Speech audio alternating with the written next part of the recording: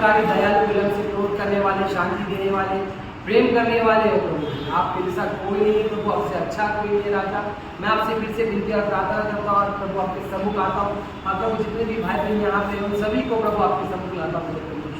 आज जो वचन आपने दिया है मैं विश्वास करता हूँ आपसे बात करोगे, हमें सिखाओगे, हमें समझाओगे और प्रभु हमें स्पष्ट रीति से प्रभु आपके राज्य में आने के लिए प्रभु ये वचन हमारी सहायता करें। हमें आत्मिक उन्नति दे करके हम मांगते हैं। पवित्र आत्मा पूरा नियंत्रण आपके हाथ में होता, कोई सोए नहीं, कोई डिस्टर्बेंस ना हो, कोई क्या यहाँ ना जाए, बल्कि खुदा आपके वचनों में पूरी रीति से प्रेम में डूब जाए। मैं मांगता हूँ प्रभु, मांगता हूँ प्रभु आज के वचन के द्वारा हमें सीखा, हमें समझा और अपनी राह पर चला के पीछे चलने वाले बने करके हम मांगते हैं। धन्यवाद करते हैं, यीशु मसीह के नाम से प्रार्थना करते हैं, आमीन।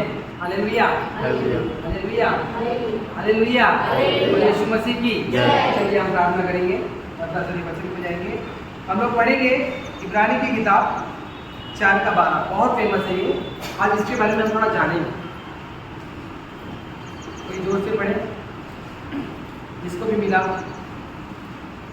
क्योंकि परमेश्वर का वचन जीवित और प्रबल और हर एक दोधारी तलवार से भी बहुत चोखा है और प्राण और आत्मा को और गांठ गांठ और गुर्दे गुर्दे को अलग करके आर पार छेदता है और मन की भावनाओं और विचारों को जांचता है। परमेश्वर का वचन क्या है? जीवित, प्रबल और दोधारी तलवार। क्या है? दोधारी तलवार। अगर आप वचन के बारे में देखोगे ना तो वचन को बहुत सारे वचन आग है, वचन हथौड़ा है, लेकिन इब्रानी का पुस्तक जो लिखता है वो लिखता है दोधारी तलवार है। और दोधारी तलवार क्या करता है? प्राण और आत्मा को अलग करता है। प्राण और आत्मा को, मैं क्या बोल रहा हूँ आपको ध्यान से सुनिए, प्राण और आत्मा को अलग करता है। शरीर की बात नहीं हो रही यहाँ। अगर आप देखोगे तो हम 3 तरह से पाप करते हैं। एक शारीरिक पाप, एक प्राण में पाप होता है और आत्मा में। ये 3 भाग है हमारे, ठीक है। आज हम देखेंगे इसके बारे में कि हम शरीर में जो पाप करते हैं, शरीर क्या हम जिस हिसाब से हम जो चलते हैं वो किस रीति से चलते हैं। तो रोमियो की 6:6 में पढ़ेंगे, वहाँ पे क्या लिखा है देखिए। शरीर, प्राण और आत्मा, ये तीनों का भाग अलग अलग है। हालेलुया। ये तीनों, शरीर जो है वो शरीर, प्राण इसके बारे में भी मैं आपको बताऊंगा और आत्मा, ठीक है। बताइए, पढ़िए। हम जानते हैं कि हमारा पुराना मनुष्य उसके साथ क्रूस पर चढ़ाया गया ताकि पाप का शरीर व्यर्थ हो जाए। किसका? पाप का शरीर। बोलिए पाप का शरीर, जरा जोर से बोलिए, पाप का शरीर। क्या शरीर में हमारे पाप होता है? हाँ, ठीक है। और अगर आप देखोगे तो शरीर के पाप जो लिखे गए गलातियों की किताब में, कोई खोलिए गलातियों की किताब 5:19, जिसमें बहुत ही स्पष्ट रीति से बताया गया है कि क्या क्या पाप है। ये मैंने एक बार आप लोगों को एक्सप्लेन किया है, बस मैं इसको छू के निकलता हूँ। ऐसे भी बहुत टाइम हो गया तो आप लोग को इतना याद तो रहेगा नहीं, तो एक बार आप रिवीजन हो जाएगा, ठीक है। गलातियों की किताब 5:19। शरीर के काम तो प्रकट है। शरीर के काम तो प्रकट है। देखिए यहाँ पे मैं कहाँ पे आ रहा हूँ? पहले शरीर पे आ रहा हूँ, प्राण बाद में जाऊंगा, ठीक है। शरीर, प्राण, आत्मा। तो शरीर की प्राण क्या है? प्रकट है। क्या लिखा है उसमें आगे? व्यभिचार। जो व्यभिचार आप लोगों को मालूम रहेगा, अगर जिनको नहीं मालूम है, याद नहीं है, तो मैं बताना चाहता हूँ कि अगर व्यभिचार का मतलब ये होता है कि एक पुरुष, शादीशुदा पुरुष कोई और स्त्री से, या एक शादीशुदा पत्नी कोई और पति से या कोई और पुरुष से संबंध बनाती उसे व्यभिचार कहा जाता है। हालेलुया। शारीरिक संबंध की बात कर रहा हूँ मैं, और ये शारीरिक संबंध भी नहीं है, एक्चुअली मेंटली। ऐसा आप देखोगे तो देखो क्या होता है कि कभी कभी हम क्या करते हैं, लोगों को लगता है कि शरीर के द्वारा पाप किया वो पाप हो जाता है, लेकिन प्रभु यीशु मसीह ने क्या बोला कि उन्होंने बोला कि अगर तू किसी स्त्री को बुरी नजर से देखना तो भी व्यभिचार करना। मतलब क्या हो रहा है कि अगर आप किसी से इमोशनली भी अटैचमेंट हो, कोई होती है ना पत्नी लोग, कोई औरतें होती है जो अपने पति का दुख दर्द किसी अपने दोस्त को बताती है, तो ये भी एक्चुअली व्यभिचार में ही गिनती किया जाता है, क्योंकि ये इमोशनली अटैचमेंट हो रहा है। आप ये जरूरी नहीं कि वो कहीं शारीरिक संबंध बनाए तो ही व्यभिचार होगा। ये क्या हो रहा है, आप अपनी पत्नी को छोड़कर आप किसी और को उसकी बातें या उसका जो भी प्रॉब्लम है उसको बताया जाए, तो आप इमोशनली अटैच हो रहे हो, ये भी एक व्यभिचार होता है। हालेलुया। ये भी व्यभिचार होता है, तो ध्यान दीजिए ये बात। इसीलिए वचन कहता है अधिक बात नहीं करना चाहिए, लोगों के साथ कितना देना चाहिए, सिस्टर्स को सिस्टर्स के साथ, ब्रदर को ब्रदर के साथ देना चाहिए, ये सब चीज़ों के बारे में बाइबल काफ़ी बारे में बताती है। तो व्यभिचार एक ऐसा पाप है, शादी के पहले अगर सेक्सुअल रिलेशन होता है, शारीरिक संबंध होता है, वो भी व्यभिचार में ही गिना जाता है। और अगर आपकी शादी किसी और से हो गई वो अलग हो जाता है। एक पति अपनी पत्नी को छोड़ नहीं सकता, पत्नी को छोड़कर किसी और से शादी करता है, उसकी पत्नी जिंदी है तो वो व्यभिचार में गिनती हो जाती है। और अगर पति भी करता है तो भी व्यभिचार में गिनती हो जाता है। तो ये याद रखना है आपको, आप अपने जिसके साथ जो आपका पार्टनर है उसके साथ एकदम लॉयल रहना है। और अगर आपका पति है पत्नी ऐसा कर रहा है तो उनको समझाना, उनके लिए प्रार्थना करना। हालेलुया। तो व्यभिचार इसको बोला जाता है। उसके बाद क्या दिया है? गंदे काम। गंदे काम। गंदे काम का मतलब देखो यहाँ पे लिखा है गंदे काम। इंग्लिश का ट्रांसलेशन में लिखा है कि एक वर्ड दिया है जिसमें लिखा है सेक्स विथ सेम पर्सन। मतलब आज के समय में जैसे होमोसेक्सुअलिटी हो गया, एकदम कॉमन हो गया है, लेकिन ये परमेश्वर की नजरों में पाप है। जैसे आदम को परमेश्वर ने, आदम या कोई और व्यक्ति नहीं दिया, एक पुरुष नहीं दिया, हवा को भी कोई स्त्री नहीं दिया, आदम को एक पत्नी दिया कि वो दोनों, ये देखो सेक्सुअल रिलेशन पाप नहीं है। अगर पति पत्नी है तो वो पवित्र माना जाता है। लेकिन अगर कुछ लोग आज के समय में लोगों को लगता है कि लड़का लड़की के साथ संबंध बना सकता है, लड़के के साथ, ये एक गंदा काम है और लुचपन का काम है। लुचपन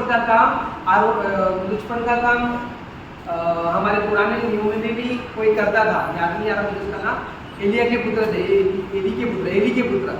हमने लास्ट टाइम भी दो तीन संडे पहले हमने पढ़ा था कि वो लोग लुचपन करते थे, मतलब वो लोग शरीर का काम जो करते थे, आदमी औरत जो करती है, ये एक्चुअली में परमेश्वर की ओर से नहीं है। हालेलुया। तो ये गंदे काम को बोला जाता है। मैं रिवाइज करवा रहा हूँ आपको फिर से, ठीक है? आगे पढ़ेंगे। लुचपन मतलब जो जानवरों के साथ संबंध बनाते हैं, ठीक है? देखो मैं बताना चाहता हूँ, जैसे जानवर लोग, आप लोग को ऐसा मालूम है कि नहीं पता नहीं, लेकिन जितने भी लोग हैं, काफ़ी लोग जो अपने पार्टनर से या अपने उससे जब एकदम बोर हो जाते हैं ना, उनको ये कुछ अलग एडवेंचर करने के लिए वो ऐसा सब हरकत करते हैं और ये करने के द्वारा वो पाप में गिरते हैं। जबकि पति पत्नी के लिए काफ़ी होता है और पत्नी पति के लिए काफ़ी होती है, लेकिन ये करने वाले भी गंदे काम है। ये लुचपन काम है जो जिसके लिए आपको ये एक पाप है। आगे बढ़ेंगे। मूर्ति पूजा, आइडल वर्शिप। मूर्ति पूजा आप लोगों को पता है कि मूर्ति पूजा करने वाले हम मूर्ति पूजा नहीं करते। क्यों? वचन क्या कहता है? परमेश्वर आत्मा, जो भी प्रार्थना करना उसको आत्मा और सच्चाई के साथ करना। हालेलुया। देखो आत्मा का मतलब है आत्मा हमारे संग है, अभी भी प्रभु हमारे संग है, हम नहीं देख सकते लेकिन वो हमारे संग है करके। तो मूर्ति यहाँ पे गलाती की किताब को लिख रहा है। क्यों लिख रहा है? मूर्ति किसको? मूर्ति का मतलब क्या होता है आपको पता है?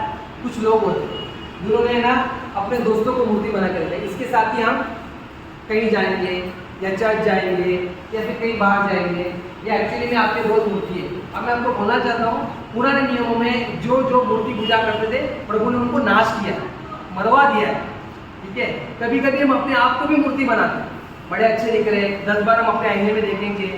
कुछ लोग होते हैं जो बॉडी बिल्डर लोग घड़ी अपने आप को पोस्ट करते रहेंगे, टी शर्ट टाइट पहन के दिखाएंगे कि मेरी बहुत अच्छी मसल बिल्डअप हुई है। कोई लड़की ने दी है, जानबूझ के इतना दी है, खूबसूरती बना दिखा रही है, तो क्या कर रही है? अपने आप को मूर्ति बना रही है। मुझसे ज़्यादा कोई खूबसूरत नहीं, मुझसे ज़्यादा कोई इंटेलिजेंट नहीं। अगर मैं खड़े रह के यहाँ पे ये प्रचार करता हूँ कि मुझसे अच्छा कोई प्रचार नहीं कर रहा है, तो इसका मतलब है मैं भी अपने आप को मूर्ति बना रहा हूँ। हालेलुया। ये हमारे अंदर घमंड लाने का काम होता है। और आपको मैं बताना चाहता हूँ, मूर्ति पूजा का मतलब ये नहीं कि मूर्तियों के सामने झुकना। कभी कभी हम अपने आप की भी नज़रों में झुक जाते हैं, अपने आप को बड़ा ही स्पेशल करवा देते हैं। कोई देखो, परमेश्वर से पहले मांगेंगे प्रभु बच्चा दे। जब प्रभु बच्चा दे देगा उसके बाद उस बच्चे को इतना पूछेंगे कि प्रभु को भूल जाएंगे। उसके पहले कोई बोलता है शादी करने से, फिर शादी होने के बाद अपने हस्बैंड या अपनी वाइफ के साथ इतना घूम जाते कि परमेश्वर को भूल जाए। ये मूर्ति है। अगर आपके सामने में अगर मोबाइल भी आप ज़्यादा इस्तेमाल कर रहे हो कंपैरेटिवली प्रार्थना और वचन के द्वारा, तो ये एक मूर्ति हो जाती है। अब मैं आपको बोलना चाहता हूँ, ये मूर्ति पूजा ही है। आप पूजा नहीं कर रहे हो। पूजना मतलब क्या होता है? पूजा का मतलब क्या था? पूजना, है ना? पूजना मतलब होता है कि उसको पूज रहे हो। तो ज़्यादा करके क्या करते हैं लोग? उसी को पूजते थे। कुछ लोग होते हैं बड़े टेंशन में रहते हैं, कोई भी प्रॉब्लम होगा तो अपने फ्रेंड्स को फोन करके बोलेंगे। आपने अपने फ्रेंड्स को मूर्ति बना दिया, आपको आइडिया भी नहीं रहेगा चीज़। तो ये याद रखना है, ये चीज़ों को याद रखना। हमको मूर्ति पूजा नहीं करना है, मतलब मूर्तियों के सामने झुकने की बात नहीं कर रहा हूँ मैं यहाँ मैं क्रिश्चियनिटी में ये बताना चाहता हूँ कि कभी कभी आप कुछ चीज़ों को इतना मूर्ति बना देते हैं। हाय मेरा बच्चा, भी देखो कितने लोग होते हैं माँ बाप लोग, जो अपने बच्चे को इतना लाड प्यार करती है कि उसके पति को भूल जाती है। ठीक है, पति खाना रखेंगे तो चावल क्या बोलते चावल डालेंगे, 2 टुकड़ा चिकन का इसको डालेंगे, पूरा का पूरा मुर्गी अपने बच्चे को देंगे। ये भी मूर्ति है, आप अपने बच्चे को मूर्ति बना रहे हो।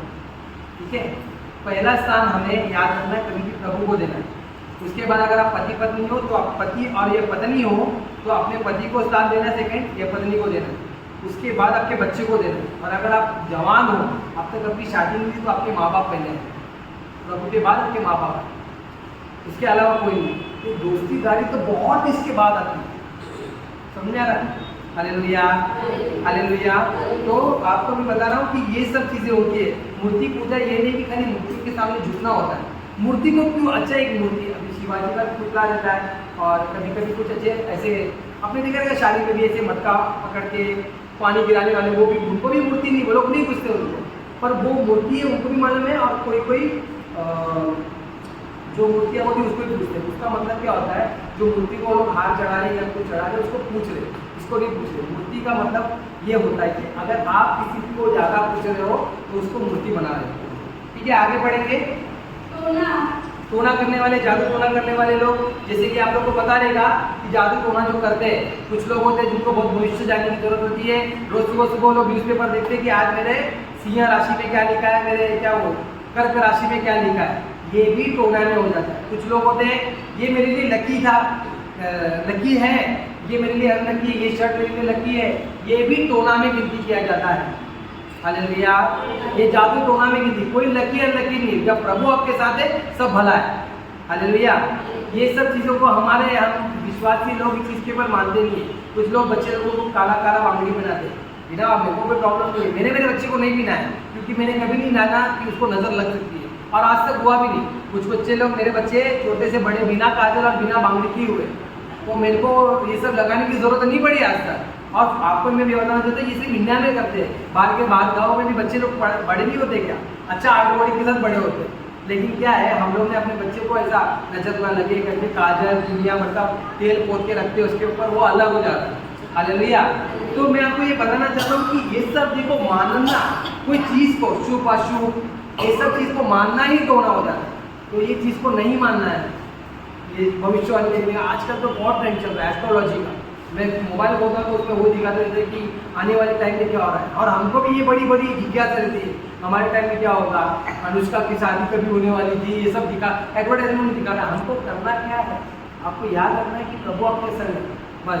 अगर आप जादू टोना वाले के पास जाते हो, मैं आपको बोलना चाहता हूँ आज से प्रभु को माफ़ी मांग के खत्म करो। अगर आप जाओगे तो एक बहुत बड़ा श्राप है और वो कभी नहीं छूटेगा। क्लियरली बोल देता हूँ, प्रभु घीन करता है ऐसे लोगों से। मैं आपको ये बता रहा हूँ, घीन करता है प्रभु ऐसे लोगों से। याद रखिए, प्रभु ने जब भी सैमुएल के टाइम में जो जादू टोना करते थे उनको मार के भगाया था इस्राएल से, भागो कोई नहीं चाहिए करके। तो ये याद रखना कि टोना करने वाले, हाथ दिखाने वाले, राशि पढ़ने वाले, लकी अनलकी मानने वाले, ये सब चीज़ में टोने में आ जाता है। तो कभी भी याद रखिए, यीशु मसीह आपके संग है तो कोई चीज़ की कमी नहीं आपको। हालेलुया। आगे बढ़ेंगे। बैर मतलब अपने दुश्मन के विरोध में नफरत रखने वाले। मतलब देखो, एक तो संगीता, ये मेरी सिर्फ बहुत छोटी, ठीक है, दीक्षिता के ऋतु मेरे दिमाग में क्या आया, दीक्षिता ने मेरे को एक दिन बोल दिया, जीजू आप है ना, कुछ तो ऐसी बात करती तो मुझे अंदर से हर्ट हुआ। मुझे ऐसे बोलती कि आप बराबर प्रीच नहीं करते, आप जो बताते ना मुझे समझ में नहीं आता, जीजू आप दिमाग में इससे तो अच्छा, आपसे तो अच्छे पास्टर है, ऐसा बोलते। और मुझे बड़ा हर्ट हो गया। अब मुझे हर्ट हो गया, ये तो बोल के चले गई, बच्ची है, इसका तो दिल साफ का बोलती है मुँह पे, लेकिन मेरे मन में क्या है, भैया आएगी इतनी सी तो है ना। मेरे मन में क्या है, मैं इसके लिए विरोध में नफरत पैदा कर, मैं इसके विरोध में नफरत पैदा कर, वो मेरे बारे में अच्छा करे बुरा करे। देखो वचन क्या कहता है, अपने शत्रु से क्या करो, प्रेम करो। क्या करो, बोलिए प्रेम। तो आपका शत्रु जो है वो एक्चुअली आपके लिए परमेश्वर ने इसलिए भेजा है क्योंकि वो आपको सुधार, वो तो आपके लिए एक एंजल है, वो आपके लिए स्वर्गदूत है कि वो आपको सुधारने के लिए प्रभु ने रखा है। तो आपको इसलिए रखा गया है, तो याद रखना है हमको उनके लिए प्रेम रखना है, नफरत का भाव रखना ही नहीं है। बड़ा आया मेरे को बोलने वाला, उसकी तो देखा उसका औकात नहीं है, उसका ये नहीं है, ये जो बोलते हैं हम लोग ये नफरत रखते हैं। और जब हम अंदर नफरत करते हैं तो वचन क्या कहता है, जो मन के अंदर है वही मुंह पे आता है। हालेलुया। पता झगड़े में बोलते हैं ना लोग, ऐसा बोल दिया वैसा बोल दिया, और उसके बाद बोलते हैं मेरा इंटेंशन ऐसा नहीं था बोलने का, मगर मैंने गलती से ऐसे बोल दिया। वो था कहीं अंदर था इसलिए बाहर निकला, समझ रहे हो? वो कहीं तो अंदर था इसलिए बाहर निकला। मतलब मुंह से कोई भी आदमी कुछ भी नहीं बोल सकता। केला खाने के बाद अगर उल्टी होगा तो वो केला ही निकलेगा, एप्पल या ऑरेंज नहीं निकलने, है ना? वही बात है, वो आपके अंदर गया था कहीं। ठीक है, आगे बढ़ेंगे। झगड़ा करने वाले तो आप लोग को पता है ना, कुछ लोग होते हैं जिनको बड़ा मजा आता है झगड़ा करने में। कुछ लोग ग्रुप में झगड़ा करने के लिए चले जाते हैं, कुछ लोग लोगों से झगड़ा करते हैं। अभी मैं बता दूं, पानी भरने कैसा नहीं दे सकता है मेरे को, अभी इसका मटका हटा के देखती हूँ मैं, है ना? और अपने क्या बोलते रिश्तेदार में होती है वो बुआ, झगड़ालू बुआ, और ऐसे लोग होते हैं ना, वो डेंजर होते हैं लोग। मेरे पापा जैसे हमारे घर में, हमारे खानदान में मेरा भाई होता था, मामा बड़े डेंजर है, मतलब मेरे पापा जो थे वो बड़े डेंजर है। तो झगड़ालू थे वो, क्यों झगड़ालू थे? उनको झगड़ा करने में मजा आता। तो ये झगड़ा करने वाले लोग, ये शरीर के काम है, मैं जो अभी आपको बता रहा हूँ, लेकिन ये शरीर के काम झगड़ा कर रहे हैं, लेकिन ये उत्पन्न अपने मन से होता है। ठीक है, अभी ये झगड़ा करने वाले लोग को भी शरीर के काम में गिना जाता है। आगे बढ़ेंगे। ईर्ष्या का मतलब होता है जलन। आपको पता है ना जलन के द्वारा क्या क्या होता है? आज के टाइम में अगर बहुत सारे मर्डर होते हैं वो सिर्फ जलन की वजह से, बहुत मर्डर। मैंने अभी देखा एक लड़की, एक बीच में रिसेंटली अभी न्यूज़ में मैंने पढ़ा था, कुछ महीने हो गया उसके लिए, कि उसके सामने एक छोटी बच्ची थी और इसके भी परिवार, वो औरत का और उसका भी बच्चा था। इसके पति ने इसको छोड़ दिया था और उस बच्ची को सब लोग लाड़ करते थे, प्यार करते थे, चॉकलेट ला के देते थे, सब लोग पूछते थे करके। इसने क्या की, वो जिस दिन रूम खाली करने वाली थी उस दिन रूम खाली की, बोली आजा मैं तेरे को राउंड घुमा दी, बाइक पे एक्टिवा में लेके जाके जिंदा गाड़ दी। उस छोटी सी 5 साल की बच्ची को जिंदा गाड़ दी। वो 2 दिन तक जिंदा थी जब में, जब उसको निकाला गया, थोड़ा साफ निकला, उसके बाद वो बंद गई। जलन था उसको अपनी बेटी के, उस लड़की के ऊपर कि मेरी बेटी के साथ ऐसा नहीं होगा, मेरे साथ ऐसा नहीं होगा। बहुत लोग जलन की वजह से ही क्या बोलते हैं, झगड़ा होता है, क्रोध होता है, हत्याएं होती है जलन की वजह से। ये जो जलन है, मैं आपको इसका ये जलन की वजह से जो पाप हो रहा है मैं बता रहा हूँ, ये पहले ये प्राण में आ रहा है, ये जितने भी पाप है ना आपके प्राण में आ रहे हैं। ठीक है, मैं आपको इसका क्लियर करता हूँ। ठीक है, जलन की वजह से ऐसा सब होता है। जलन करना भी एक पाप है। आगे क्रोध करना। क्रोध करना मतलब कैसा होता है? अच्छा देखो, झगड़ा और क्रोध में फर्क होता है। क्रोध का मतलब होता है संविदा ने, जैसे मैंने आपको एग्जाम्पल दिया कि दीक्षिता ने मुझे कुछ बोला, मगर मैं जब तक उसको नहीं सुनाऊंगा और उसको नहीं बोलूंगा ना, तब तक मेरे मन को शांति नहीं होगी। एक्चुअली क्रोध इसका मतलब कि क्रोध तो आया है ना मेरे अंदर वो आग उबल रही है, निकालना है मुझे, किसी तरह तो निकालना है, तो मुझे उसको जब तक मैं नहीं सुनाऊंगा तब तक नहीं निकाल सकूंगा। इसका मतलब क्रोध होता है, और ये भी करना एक पाप है। आगे बढ़ेंगे। नहीं, फूड रहेगा, फूड क्या लिखा है? रिजल्ट लिखा है कि फूड लिखा है? विरोध करना। तो मैं से छुड़ गया क्या पढ़े? विरोध करना तो आप लोगों को पता ही होगा, जो विरोध में बात करते हैं। अच्छा, आपके बाइबल में उसमें वो लिखा है क्या? हाँ, आगे बढ़ेंगे। क्या लिखा है? हाँ, बराबर। तो विरोध करना मतलब हम कभी कभी क्या करते हैं, हमारे माँ बाप के विरोध जाना, अपने पति के विरोध जाना, अपनी पत्नी की। देखो वचन एक बात मैं बताता हूँ, पति और पत्नी का सम्मान प्रभु एक ही समान करते हैं। कहीं कहीं मैंने आपको बताया, देखो पत्नी को अपने पति के लिए रिस्पेक्ट करना चाहिए, लेकिन पति को भी अपनी पत्नी के लिए रिस्पेक्ट करना चाहिए। बाइबल में लिखा नहीं, कहानी लिखा है जहाँ इब्राहिम अपनी पत्नी को सब रिस्पेक्ट देता था, आदर करता था। वो अपने पति को स्वामी बोलती थी तो वो भी उसको आदर करता था। ठीक है, तो विरोध नहीं है, पति पत्नी विरोध हो जाते हैं, भाई बहन विरोध हो जाते हैं, प्रॉपर्टीज के लिए, कुछ ना कुछ पैसे के लिए, तामझाम के लिए, ये विरोध भी नहीं होना है हमें। ठीक है, आगे बढ़ेंगे। फूट डालना, झगड़ा लगाना, है ना? तेरे बारे में है ना दीक्षिता, संगीता क्या होगा बोलती पता है तेरे को? ये हो गया फूट डालना। देखो नहीं मालूम है, बोलती है घर पे, ये करती है वो करती है, मतलब क्या कर रहे हैं हम? फूट डालना। ये झगड़े लगाने वाले काम भी हमें नहीं करना। Hallelujah, hallelujah. अगर इसमें आप लोग जो कर रहे हो तो आप लोग अपने मन में मानो और प्रार्थना करो कि दोबारा हम ये ना करें। ठीक है, इसको एक्सप्लेनेशन के साथ मैं बता रहा हूँ। आगे बढ़ेंगे।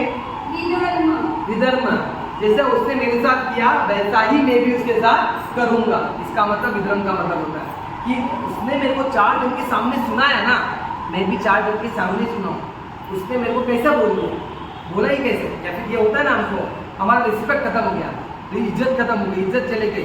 4 जन के सामने बोल दिया मेरे को, जैसा उसने मेरे साथ किया वैसा ही मैं उसके साथ करूँगा। कुछ क्रिश्चियन लोग जैसा उसने मेरे साथ किया ना, प्रभु उसके साथ वैसा ही करे, ऐसा भी बोलते। प्रभु को डाल के आप बच नहीं सकते। Hallelujah, hallelujah, hallelujah. ये सब कठिन लग रहा है ना सुनने में, मैं आपको इसके बारे में आंसर देके जाऊंगा, एक्सप्लेनेशन की प्रभु है हमारे साथ, ठीक है। हाँ, आगे बढ़ेंगे। दाग करना मतलब मोस्टली नेगेटिव थिंग समथिंग,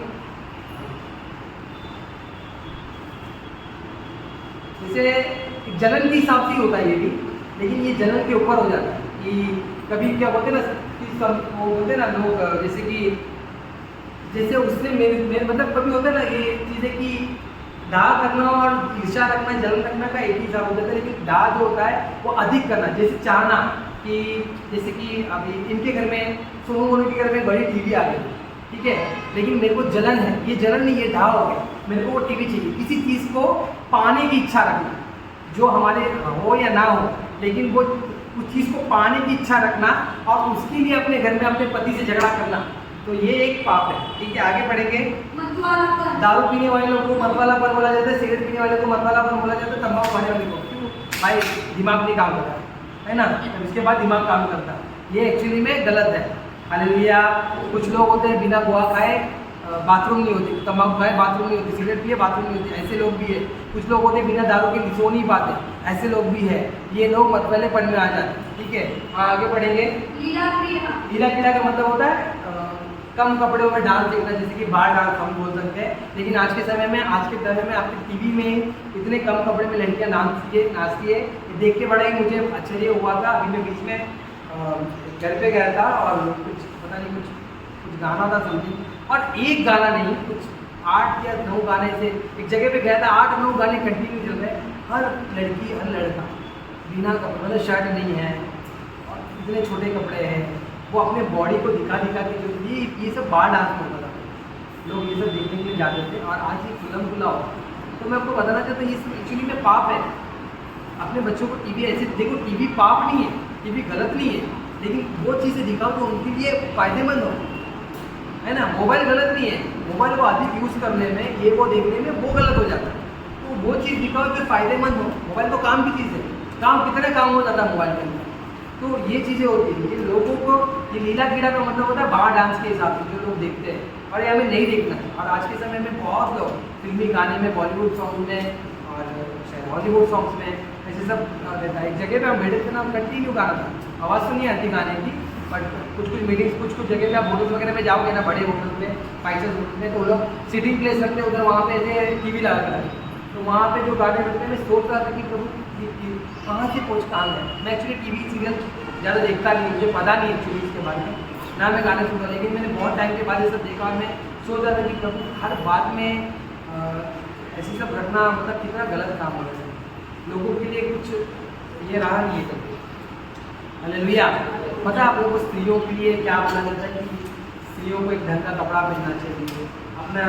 आपको पता है एक बार एक स्क्रिप्ट मेरे को मैंने नहीं बताया था, स्क्रिप्ट था जहाँ पे है ना जवान बच्चे लोगों ने क्या किया था, स्क्रिप्ट उसने एक गुलाब ली थी और वो गुलाब को है ना ऐसा रखा, तो गुलाब है ना, एक लड़का आता है, एक पंखी तोड़ता है, दूसरा आता है उसके दोस्तों के लिए, एक पंखी तोड़ रहे, जब तोड़ते छोटा सा गुलाब बचता है ना, जो एकदम छोटा सा हो जाता है, तब उसकी शादी होती है और वो गुलाब को अपने आदमी को देते।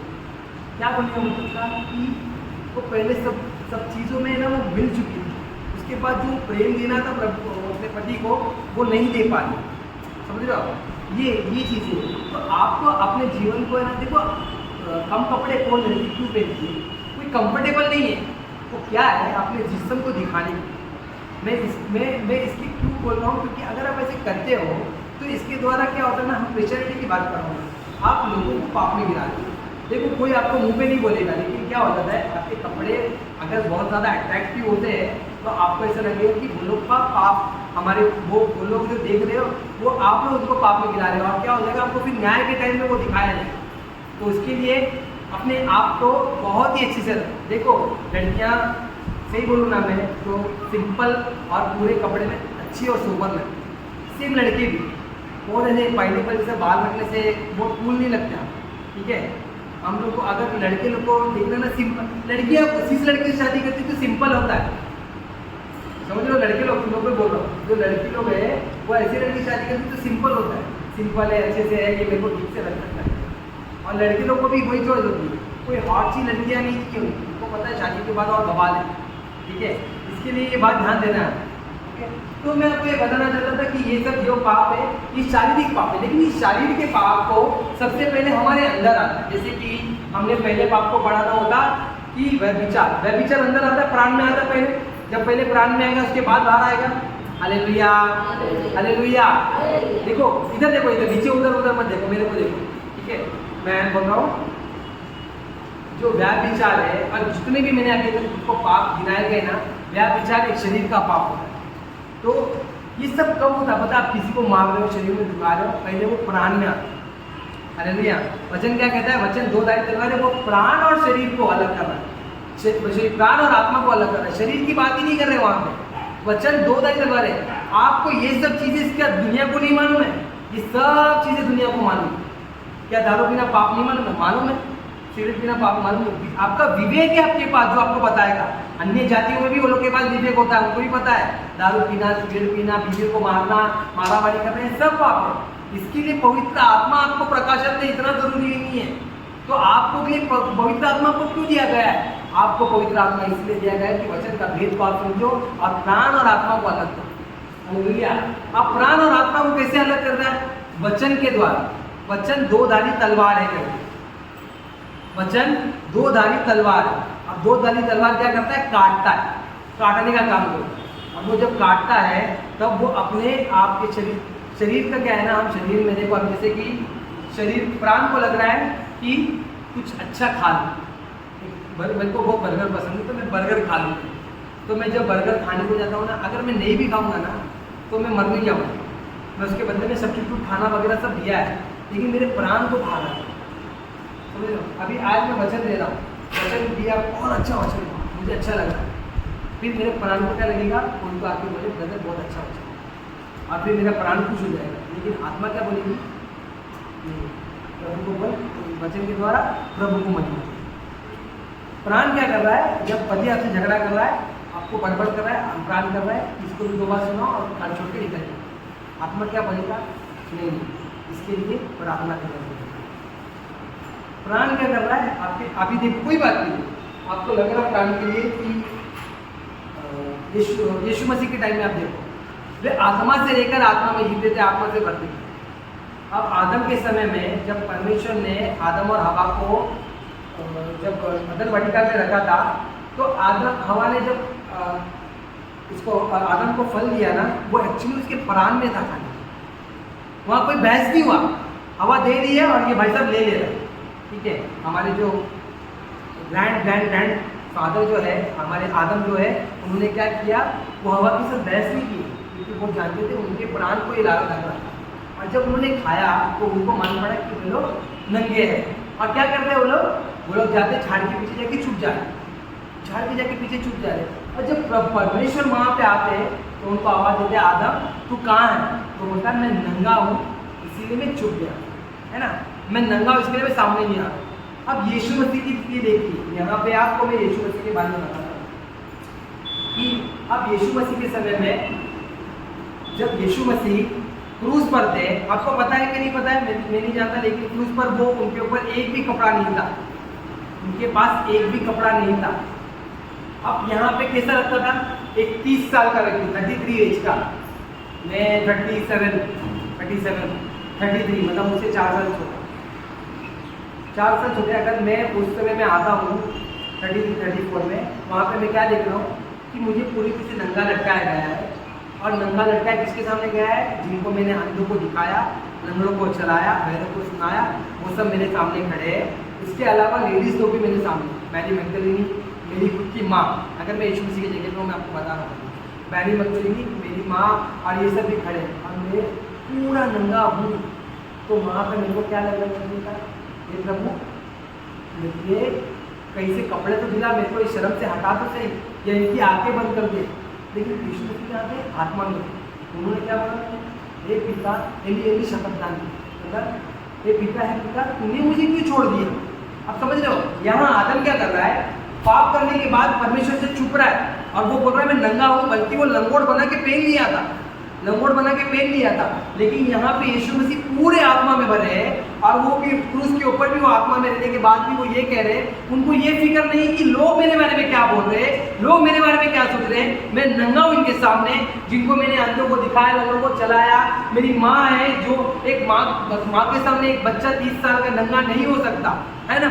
मगर ये सब को छोड़ने के बावजूद भी उनके अंदर दिमाग में क्या चल रहा है, वो क्या बोल रहे हैं, पिता तूने मुझे क्यों छोड़ दिया, तूने मुझे क्यों छोड़ दिया। आपको पता है यीशु मसीह जब क्रूसित ये अपना जब प्रार्थना कर रहे थे, गोलगोथा में प्रार्थना कर नहीं, गत्सेमनी के बाग में जब प्रार्थना कर रहे थे, क्या लगा था आप लोग को, क्या के लिए प्रार्थना कर रहे थे कि क्रूस हट जाए करके।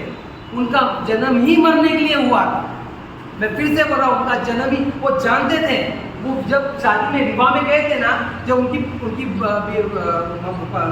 मम्मी आके बोलती है कि बेटा इनकी मदद कर दो करके, क्योंकि दाखरस खत्म हो गया, तो बोलते हे औरत, क्या लिखा हिंदी में, हे औरत, हे नारी मेरा क्या काम, क्योंकि अभी मेरा टाइम नहीं आया, वो बोल रहे हैं।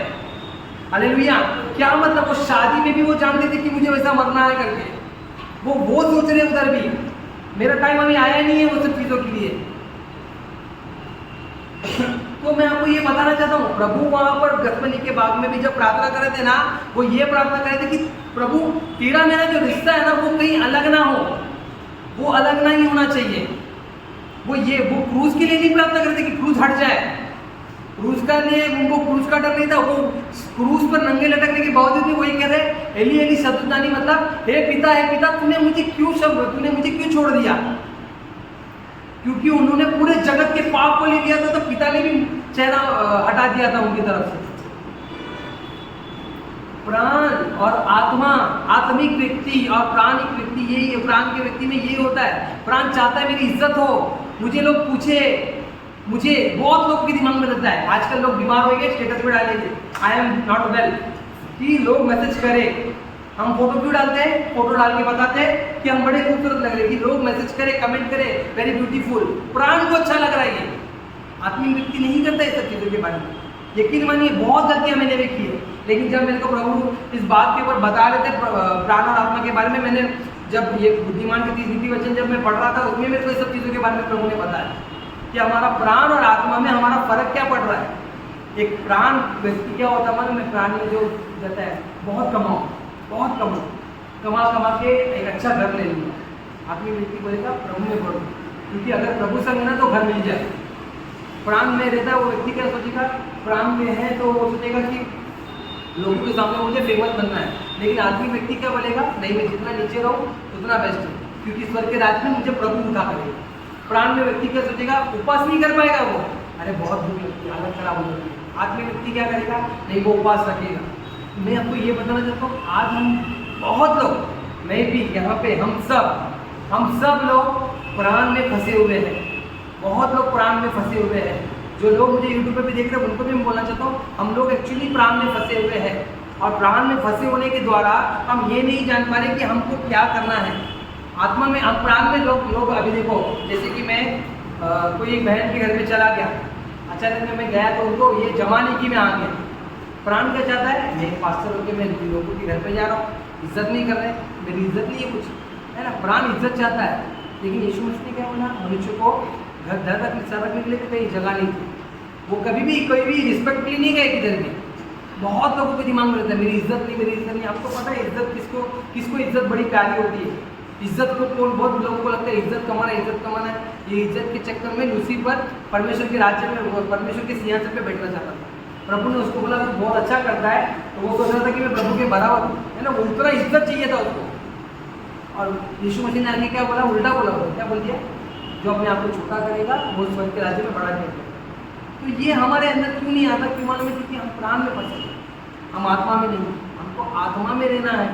आत्मा बहुत ही, और ये शारीरिक व्यक्ति जो होता है ना, वो ये सब काम करता है, सब काम करेगा वो। और प्रॉब्लम क्या मालूम है, हमारा प्राण में है ना, हमारे अंदर जो होता है ना वो निकलता है। एक जगह पे मत्ती सुसमाचार में शास्त्री और फरीसियों को यीशु मसीह क्या कहते हैं, एक कपटी शास्त्री और फरीसियों, तुम बाहर का जो बर्तन है उसको अच्छे से मांजते हो, अंदर तो गंदा ही रखते हो, है ना। आज हमने व्हाइट कपड़ा पहन लिया, सोना छोड़ दिया, बहुत अच्छी बात। अंदर का मैल कौन साफ करेगा? अंदर की चीज़ों को कौन निकालेगा? आपको पता है, जब आपको अंदर शुद्ध रहेगा ना, वो बाहर गंदगी आएगी नहीं। Hallelujah, hallelujah. बाहर अंदर जो है ना, अंदर इसको शुद्ध करो। ये जब शुद्ध होगा ना, बाहर की आएगी नहीं। कोई गाली देके जाएगा तो भी कुछ बोलने का मन नहीं करेगा, कोई शराब देके जाएगा तो भी आपको आशीष देने का मन नहीं करेगा, क्योंकि अंदर है। एक कपटी शास्त्री और फरीसियों, तुम बाहर का मंजन। कपटी शास्त्री, कपटी, प्रभु ने उनको कपटी बोला है। शास्त्री फरीसियों, तुम बाहर का मंजन मानते हो, लेकिन अंदर का क्या? अंदर तो गंदगी रखते हो। गंदगी क्यों गंदगी है? क्योंकि अंदर से तुमने गंदा रखा है, उसका क्या करने का? वही निकलने वाला है। अंदर है ना, मेरे लिए अगर किसी के अंदर, मैं यही बोलता हूँ हमेशा कि अगर मैं किसी को, मेरे लिए किसी के अंदर कुछ छुएगा तो आप बैठो, आओ हम बात करेंगे।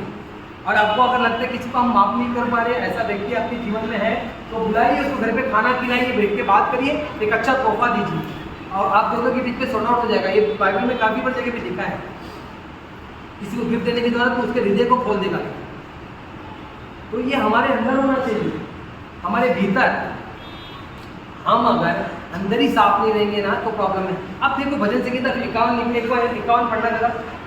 जब दाऊद ने पाप किया तो क्या किया? सबसे पहले उसने क्या पाप किया? बत्सबा को नहाते हुए देख लिया, नहाते हुए देख लिया। उसके बाद जाके उसके साथ पाप कर दिया, उसके साथ व्यभिचार कर दिया। और व्यभिचार करने के बाद उरिय्याह को, जो उसका पति था, उसको बुलाया, और बुलाने के बाद बोलता है कि तू जा अपनी पत्नी के संग आराम कर। तो बोलता है नहीं, मेरे भाई लोग युद्ध में है, मैं कैसे आराम करूँ? तो अपनी पत्नी के पास नहीं जाता। और उसके बाद दाऊद राजा क्या करता है? उसको बुलवा के बिठा के बोलता है कि काम कर, जा और जाके सब लोग भाग के जाना युद्ध करने के लिए। और जैसे ही आगे पहुँचेंगे, जब शत्रु सामने रहेगा ना, तो तुम लोग सब भाग जाना, इसको जाने दो। इसको मरने के लिए वो लेटर दे के भिजवा देता है, और वो लास्ट में उसका पति मर जाता है। और जब उसका पति मरता है तब वो उससे शादी करता है। तो मैं आपको ये बताना चाहता हूँ, जब वो उससे शादी करता है, उसके बाद भी उसको पता नहीं चला वो पाप कर रहा है। आपको पता है, जो राजा होते थे ना, राजा लोगों को नियम होता था कि 5 बुक, तोरा की जो किताबें होती है, उत्पत्ति, निर्गमन, लेवी व्यवस्था, व्यवस्था विवरण, गिनती की किताब, ये 5 किताब को एक बार खुद उनको लिखना पड़ता था, पूरी की पूरी किताब, कि उनको वो लिखे और वो याद करे और वो पाप ना करे। क्या दाऊद इतना परमेश्वर के नजदीक रहने के बावजूद, ये सब जानने के बावजूद पाप किया? तो उसको पता चला? नहीं पता चला, क्योंकि उसके प्राण को वो भा रहा था। मैं यही बताना चाहता हूँ, उसके प्राण को भाई गई वो, इसके लिए वो एक पाप के बाद वो पाप पे पाप करते जा रहा था। और हमारा भी यही होता है, जब हमारे प्राण को कुछ अच्छा लगता है ना, वो हमारे लिए पाप की, हम पाप कर रहे हैं और उसके ऊपर एक पाप करते जाते हैं। लेकिन जब वो 51 में क्या बोलता है, 51 का 10 पढ़ो जरा। हे परमेश्वर, हाँ, मेरे अंदर शुद्ध मन उत्पन्न कर। मेरे अंदर शुद्ध मन उत्पन्न कर। पाप किससे हुआ? शरीर के द्वारा पाप हुआ था। हालेलुया, शरीर के द्वारा पाप हुआ। एक लड़की को देख के उसने शरीर के द्वारा पाप किया, लेकिन वो क्या बोल रहा है? मेरे अंदर शुद्ध मन उत्पन्न कर, क्योंकि मेरा मन गंदा हुआ पहले। अगर मेरा प्राण गंदा नहीं होता, मेरे अंदर ही गंदगी नहीं आती, तो मैं उसको देख ही नहीं पाता वैसा। आज बहुत ब्रदर और सिस्टर लोग, दूसरे ब्रदर सिस्टर तो अच्छे ऐसे बोलते, बहुत कलिसिया में ऐसा होता है, लेकिन बाहर कुछ अलग, बाहर कुछ अलग, अलग ही लफड़ा चल रहा है। वो पसंद है, ये पसंद है, ये क्या हिसाब चल रहा है? प्रभु आपको अच्छा देगा, सीरियसली बोल रहा हूं। प्रभु जो भी यूट्यूब पे भी देख रहे हैं, बहुत चर्चेस में ये होता है, मैंने काफ़ी चर्चेस में देखा है। परमेश्वर का धन्यवाद हो, हमारे कलिसिया में ऐसा नहीं आई, लेकिन फिर भी मैं आपको बोलना चाहता हूँ, अगर ऐसा मन में 1% भी आ रहा है तो याद रखिए, प्रभु आपको अच्छा देगा। प्रभु के ऊपर निर्भर रहिए। ये अच्छा लग रहा है, वो अच्छा लग रहा है, मतलब आप अभी भी शरीर और प्राण में फंसे हुए हो, आत्मा में नहीं आए हो। आत्मिक व्यक्ति क्या करता है? आत्मिक व्यक्ति वो सोचता है कि प्रभु को क्या भाए, प्रभु को क्या पसंद हो, किसी का बुरा ना चाहता, वो बुरा नहीं चाहता। आत्मिक व्यक्ति ये हिसाब से चलता है। मेरे अंदर शुद्ध मन उत्पन्न कर, आगे बढ़ेंगे जरा। और मेरे भीतर स्थिर आत्मा, स्थिर आत्मा, एक ऐसा आत्मा दे जो स्थिर रहे, प्रभु बहक ना जाए, स्थिर रहे, क्योंकि मैं स्थिर नहीं हूँ। वो बोलता है मैं अधर्म से पैदा हुआ, मैं पाप से ही जन्मा। अगर आप बोलोगे ना तो हाँ, हम पाप से ही जन्मे हुए, क्योंकि परमेश्वर ने आदम को बनाया, आदम ने जो पाप किया वो पीढ़ी पीढ़ी का पाप हमारे ऊपर आ रहा है। लेकिन हमको पाप से छुड़ाने वाला एक ही व्यक्ति है, और वो यीशु मसीह। और हमको क्या करना है? प्रसन्न करने के लिए उस पर विश्वास करना है। वचन कहता है उस विश्वास करने वाला, क्या बोलते हैं, जो उसके ऊपर विश्वास करता है वो उससे प्रसन्न होता है कि वो है। Hallelujah, hallelujah. हमारा देखो, हमको कोई बहुत काम नहीं। अभी बहुत लोगों के दिमाग में क्या आता है कि अभी देखो, आज पीटर भी वही वचन दे रहा था। आज हम लोग पाप कर लेंगे ना, पाप करने के बाद हम लोग को ऐसा लगता है, हम बोले प्रभु के सामने कबूल करें और माफी मांगे तो हमारे पाप को क्षमा हो जाती है। लेकिन ये ना क्रिश्चियनिटी में मनुष्य को ना क्या लगता है, इतना आसानी से किससे हो गया, है ना। हम विश्वास करके द्वारा थोड़ी स्वर्ग जा पाएंगे। कल मेरे दो दोस्तों के साथ इतने टाइम तक मेरा बहस हुआ इस बात के लिए कि हम खाली विश्वास करने के द्वारा थोड़ी स्वर्ग जाएंगे, कार्य करना पड़ता है। बहुत लोगों को लगता है कुछ ना कुछ करना पड़ता है स्वर्ग जाने के लिए। नहीं, विश्वास करो। आज अगर यही बात, जैसे कि मैं बोलूँगा कि अगर आप लोग एक काम करो, 40 दिन उपवास रखो तो आपका उद्धार होगा, तो ऐसा लिखा है? नहीं लिखा है। विश्वास करने के द्वारा ही हमारा उद्धार हुआ है 40 दिन उपवास में। क्योंकि मनुष्य को लगता है कि हमको है ना कुछ परिश्रम करेंगे ना तो कुछ काम सक्सेस होगा, जैसे कि हम कुछ मेहनत करेंगे तो हमारा काम सक्सेस होगा। लेकिन यहाँ पे प्रभु ने बहुत इजीली तो ये बात बताया। तो क्यों इजी किया पता आपको? क्योंकि हर कोई इस पर विश्वास करे, हर जाति इस पर विश्वास करे। 2 व्यक्ति पकड़ी, मैं और सोनू, ठीक है। सोनू माया सिस्टर के परिवार में है, वो पहले से मसीह परिवार में था। वो अच्छा बड़ा पला हुआ प्रभु में, उसकी माँ ने उसको वचन सिखाया, उसको वचन में बढ़ाया। प्रभु वो दान दशमान देता था, वो सब अच्छे काम करता था और प्रभु में एकदम विश्वास में एकदम अच्छा था। और वो एक दिन मर जाता। मैं भी एक सड़क के किनारे पैदा हुआ, मेरे घर वाले ने मेरे को कहीं पे फेंक दिया। 10 साल के बाद मैं गंदड़ी हो गया, चरस पीने लगे, गांजा पीने लग गया और मैं भी एक दिन मर गया। जब हम दोनों परमेश्वर के सामने जाएंगे तो हम क्या बोलेंगे? मैं क्या बोलूँगा? प्रभु इसका तो परिवार ही अच्छा था, इसकी वजह से ये बच गया, मगर मेरा तो क्या, मेरा तो प्रॉब्लम हो गया। ये तो गलत बात है ना, आपने तो मेरे साथ गलत किया। ये गलत नहीं होने के लिए प्रभु बड़ा बुद्धिमान परमेश्वर, उन्होंने इसलिए एक ही बात बोला, विश्वास कर तो उद्धार पाएगा। Hallelujah, hallelujah. विश्वास करने के द्वारा हमारा हम उद्धार पाते हैं। इसीलिए बहुत कठिन बात नहीं है हमारे लिए, हमको कठिन काम नहीं करना है। हमको क्या करना है? हमको विश्वास करना है।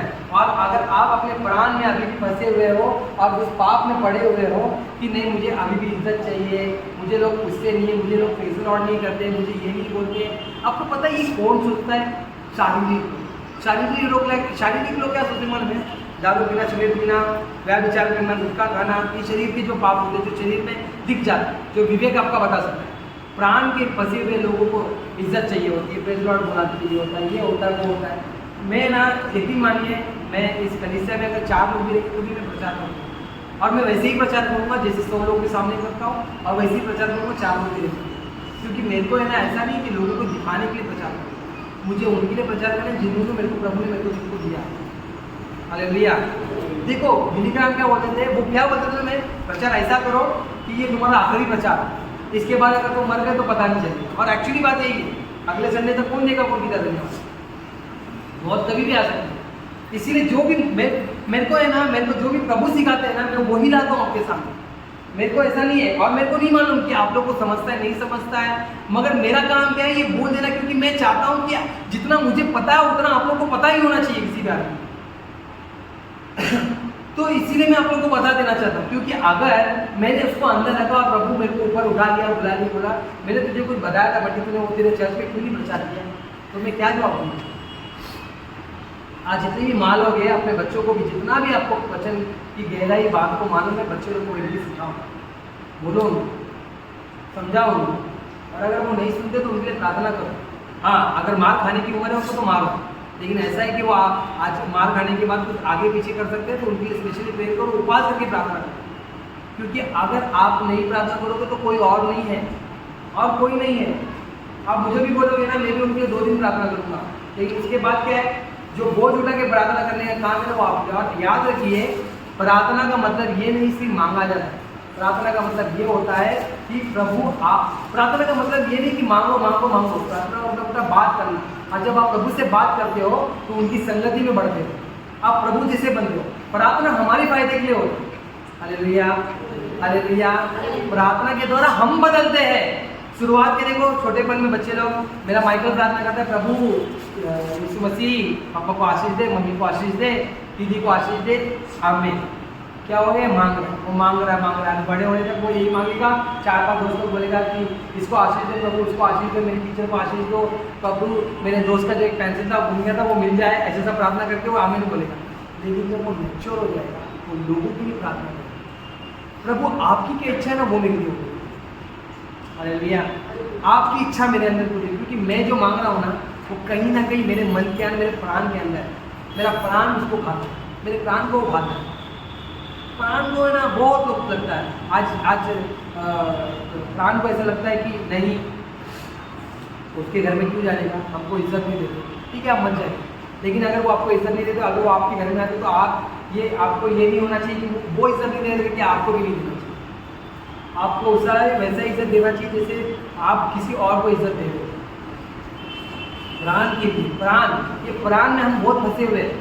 प्राण के लिए होता है कि नहीं, जो ये प्राण को जो भा रहा है कि इज्जत चाहिए, हमको पूछना चाहिए, हम बीमार हो गए, हमको देख रहा नहीं है, हमको पूछ रहा नहीं है। यीशु मसीह के एक समय में 70 चेले थे, यीशु मसीह को बोलते ये बहुत कठिन है, हम नहीं समझ पाए, तो यीशु मसीह बोलते जाओ, मेरे को कोई फर्क नहीं पड़ता, जाओ।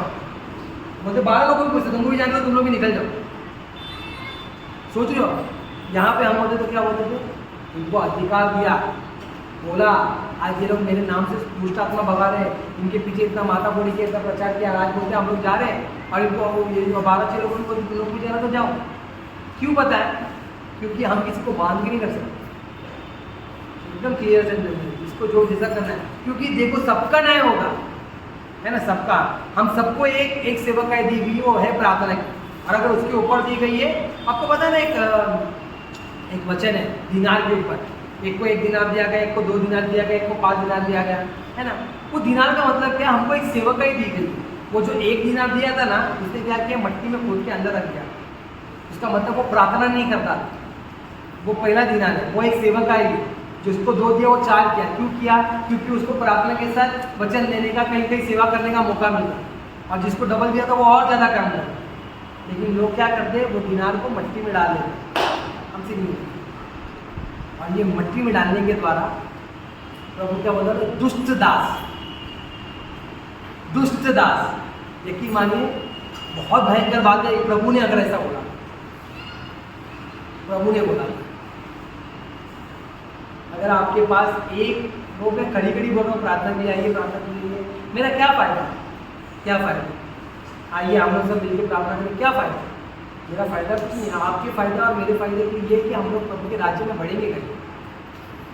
हालेलुया, हालेलुया, बोले यीशु मसीह की, यीशु मसीह की। अब इधर उधर हो रहे, क्या हो गया, बहुत ज़्यादा टाइम ले लिया मैंने, टाइम ही नहीं हुआ मुझे। मैं अधर्म से पैदा हुआ हूँ, क्योंकि मैं पाप से ही जन्मा हूँ। अगर किसी को लगता है ना कि मैं पापी नहीं हूँ, बड़ा धर्मी व्यक्ति हूँ, तो याद करना, जब पहला पाप आदम ने किया तो पहले लंगोट बनाया, उसने पहला क्या किया, कपड़ा बनाया। आज हम कपड़े पहनना नहीं, हम दर्शाता कि हम पापी हैं।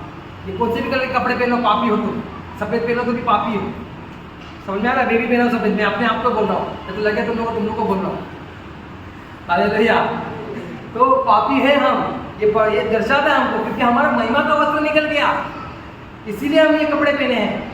आदम क्या किया, पाप करने के बाद वो छुपता है, लंगोट बना के ही बोलता है प्रभु मैं नंगा हूं। और यहाँ पे यीशु मसीह देखिए पूरा बिना कपड़े के भी क्या बोल रहे, ये पिता तूने मुझे क्यों छोड़ दिया, यहाँ वो पिता को बुला रहे। ये फर्क है प्राण और आत्मा में। वो प्राण का, वो जो प्राण को जो भाग था वो आदम कर रहा था, और दूसरा आदम आत्मा को जो भाग था वो कर रहा था। हमें सोचना है इस बात की, सीरियसली बात के लिए बैठ के सोचना है कि सचमुच हम कहीं ना कहीं आत्मिक बने हैं क्या। हम भूलते हैं कि हम आत्मिक हैं, कि आपके बाइबल ज़्यादा पढ़ने से, आपकी प्रार्थना ज़्यादा करने से आत्मिक कैसे बनोगे आप, ये दोनों के द्वारा ही। लेकिन ये करने के लिए ईमानदारी से बैठना चाहिए, इसके लिए बैठा। ऑनलाइन प्रार्थना होता है, गिन के 8 से 10 लोग आते हैं, हमारे कलीसिया में 100 लोग के ऊपर है, 8 से 10 लोग आते हैं। बुरा लगता है, मैं सबके पास मोबाइल, चलो सुबह के टाइम में नहीं आते, सब सो रहे हैं, कोई बात नहीं, शाम को 9 बजे, रात को 9 बजे तो भी कोई नहीं आता। मैं इसलिए नहीं आता क्योंकि मैं काम में हूँ, चलो आदमी लोग काम में, औरतों का क्या, मेरे में बहुत है समय है आपके पास प्रभु के लिए। अगर प्रभु ने एक दिन ऐसा बोल दिया कि मेरे लिए तेरे पास समय है क्या। अच्छा मुझे एक बात बताइए, लास्ट टाइम आपका बात प्रभु ने आपसे बात किया ऐसा कब हुआ, याद है आपको? प्रभु ने आपको दर्शन से कुछ बोला या आपने प्रभु की आवाज़ सुनी, ऐसा कभी हुआ है?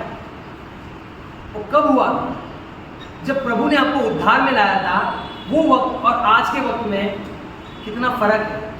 क्या वो वाला प्रेम आपके पास आज भी है?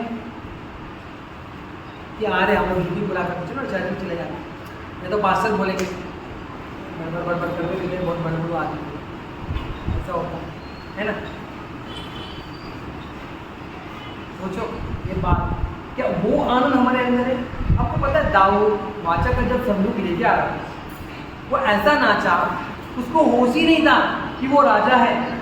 वो इतना खुश था, उसके कपड़े इधर उधर, राजा जब नाच रहा उसके कपड़े इधर उधर, उसको होश नहीं था। वो इतना मगन प्रभु में, और उसके बाद भी आके बोलता नातन को कि मैं तो अच्छे घर में रह रहा हूँ, एक काम करता हूँ, प्रभु के लिए भी एक अच्छा भवन बनाता हूँ। वो प्रेम उसने जो स्टार्ट में किया था ना, एंड तक वैसे ही प्रेम रखा उसने। और ऐसा नहीं कि प्रभु ने उसके ऊपर डांटा नहीं डाली, बहुत सारी चीजें हुई उसके साथ। उसका बेटा अबूसलम उसके पीछे पड़ा था मारने के लिए, साउल उसके पीछे पड़ा था मारने के लिए, लेकिन प्रभु उसका दाऊद का प्रेम देखा कभी भी खत्म नहीं हुआ था। आज हम क्यों ढीले पड़ रहे हो? आज घुस क्यों रही है? कहीं ना कहीं हम प्राण को भाने के लिए चीजें करते हैं, आत्मा को नहीं। आत्मिक बनने के लिए परमेश्वर से मांगिए, मुझे प्रभु आत्मिक व्यक्ति बनाए, जैसा आप सोचते थे वैसा मैं सोचूं, जैसा आप प्रभु चाहते थे, आप चलते फिरते थे वैसा मैं, मेरे अंदर मसीह दिखे, मैं नहीं मुझ में मसीह होना चाहिए। ये मैं और मसीह में फर्क है। ये जब तक मैं नहीं मरेगा मसीह नहीं उठेगा। हालेलुया, हालेलुया, बोले यीशु मसीह की। बहुत समय से ये बात, बहुत समय से हम इस पाप में फंसे, और अधिक क्रिश्चियन, अधिक मसीह लोग यही पाप में हैं। आप आत्मिक हो जाओ, आपको सब चीज़ें अच्छी लगेगी। कोई कुछ बोलेगा ना आपको दया है, कोई कुछ बोलेगा ना बुरा लगता है। हम लोग कहाँ कहते हैं जी रास्ता में, मुझे कितने लोगों ने क्या बोला, जिसने लेके गया था, हमारा बस खराब हो गया था, 5-5.5 घंटा हम एक जगह पे रुके थे। उसके बाद जब जितने भी लोगों ने बोला, क्या बोला कि आप एक काम करो, वो बस वाले को बोलो पैसा देने बोले, तो एक और बस करने के लिए कहीं हम जाएंगे फ्री करना। लेकिन मैं जानता था कि ऐसा करना अच्छा नहीं, और करके क्या मिलेगा मुझे, मैं करके करूँ मिलूंगा क्या? क्योंकि मैं जानता हूँ अगर, क्योंकि उसकी गलती नहीं थी, वो गलती से तो था, जो भी हुआ वो सब गलत चीज़ें हो गया। लेकिन क्या है ना, शरीर क्या बोलेगा, नहीं पैसा वसूल करो, पैसा वसूल करो, जिन्हें आपको मिले जाने माफ। अरे मेरा परमेश्वर क्या एक बस के वो बस प्रभु ने दिया था, अगर एक बस दे सकता तो प्रभु 10 बस नहीं दे सकता है। आज जितने लोग घर के लिए झगड़ा करते हैं, प्रॉपर्टी के लिए झगड़ा करते हैं, क्यों मालूम है? प्राण को चाहिए, प्राण को। लेकिन आत्मा में ना आप, तो आप क्या सोचोगे मन में, प्रभु आत्मिक घर के लिए मैं क्या करूँ? आज लोगों के जेब से पैसा निकलता नहीं दान के लिए, क्योंकि रीज़न है, रीज़न क्या है? क्योंकि प्राण को, मेरे घर का क्या होगा, मेरा ये क्या होगा। लेकिन जब आप आत्मिक है ना, ये प्रभु आप संभालोगे, मैं विश्वास करता हूँ, मैं विश्वास करता हूँ। Hallelujah, hallelujah. तो हमें एक ऐसा मनुष्य बनना है जो हमारे अंदर को, हमें रोज अपने आप को अंदर को जांचना। देखो इससे आपको ये पता चलेगा कि आप कहाँ पे हो, गलत हो, कहाँ सही हो। और पवित्र आत्मा से रोज मांगना, और अपने आत्मा के लिए प्रार्थना करना, प्राण के लिए, प्राण और आत्मा को प्रभु अलग कर, ये बोलना। ये वचन जो है ना, वचन 2 धारी तलवार है प्रभु, और वचन 2 धारी तलवार है, मतलब वचन पढ़ोगे तो 2 धारी तलवार ऐसा काम करेगा, तो वो आत्मिक व्यक्ति बनोगे। वरना प्राण में फंसे रहोगे, और जब आप प्राण में फंसे रहोगे तो आगे कुछ नहीं हो सकता। समझ लो, इस संसार की चीज़ें ही आपको डुबाएगी। अब घड़ी घड़ी पाप में गिर जाओ, घड़ी घड़ी माफी मांगोगे, लेकिन निकल नहीं पाओगे। अब आत्मिक बनने के लिए वचन को पढ़िए और बोलिए कि प्रभु मेरे प्राण और आत्मा को अलग कर, कि मैं आत्मिक व्यक्ति बनूं, जैसा आप थे वैसा बनूं, आपके चेले जैसे थे वैसे मैं करूं। हालेलुया, हालेलुया, बोले यीशु मसीह की। चलिए हम प्रार्थना करें। धन्यवाद करते प्यारे परमेश्वर, हम कोटि कोटि धन्यवाद करते आज के समय और धन्यवाद कि आपने इस वचन के द्वारा हमसे बात किया, आपने सिखाया, हमें समझाया, अपनी राह पर चला के, और आज हम धन्यवाद करते हैं प्रभु हमारे प्राण और आत्मा को अलग कर दिया कि हम परमेश्वर आत्मिक आत्मा में बढ़े, आत्मिक रीति से जिए रहे। इस संसार के लिए हम प्रभु, हम आपके राज्य में आने के लिए प्रभु हमें बना, हमें सिखा, हमें चला, जैसा आप चाहते हैं वैसा चले, जैसा आपका मन जैसा हमारा मन हो। आपको आपने हमें पवित्र आत्मा दिया कि आपके जैसा हम बन सके करके। उस पवित्र आत्मा को मैं यीशु मसीह के नाम से मांगता हूँ कि हमें इतना पवित्र आत्मा से भर दे कि प्रभु हम आत्मिक व्यक्ति बन के चलेगा। सभी को मैं मांगता, सभी के लिए धन्यवाद करता हूँ प्रभु, आपने प्रार्थना को सुना, धन्यवाद। इस सभा को शुरू से अंदर चलाया, कोटि कोटि धन्यवाद करते हैं। सारा आदर गौरव महिमा मान सम्मान आपको देते हुए दिल की प्रार्थना यीशु मसीह के नाम से मांगते हैं, आमीन। बोलिए पिता का प्रेम, यीशु मसीह का अनुग्रह, पवित्र आत्मा की सहभागिता हमारे साथ बनी रहे, आमीन। यीशु मसीह की, उसके लहू की, वो आप सभी को आशीषित करें।